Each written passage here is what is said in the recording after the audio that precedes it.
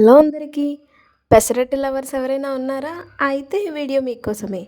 పెసరట్టు ఇంట్లో చేయట్లేదని చెప్పి బయటకు పరిగెడుతున్నారా? అది ఏమీ అవసరం లేదు. చాలా ఈజీగా ఎలా చేయాలో చూసేద్దామా? ఒక గ్లాసు పెసర్లకి పావు గ్లాసు బియ్యం అలాగే హాఫ్ టీ స్పూన్ మెంతులు వేసుకొని ఓవర్ నైట్ అంతా నానబెట్టుకోవాలి.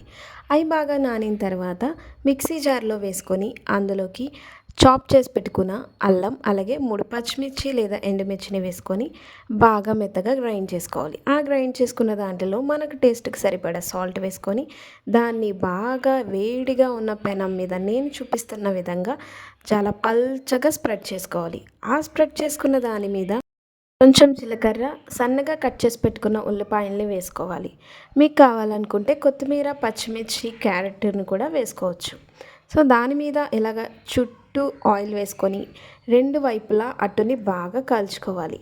సో, ఇది బాగా క్రిస్పీగా రావాలనుకుంటే మీడియం ఫ్లేమ్‌లో మాత్రమే కుక్ చేయండి. హై ఫ్లేమ్‌లో కుక్ చేస్తే బాగా మాడిపోతుంది. అలాగే అంత క్రిస్పీగా కూడా రాదు.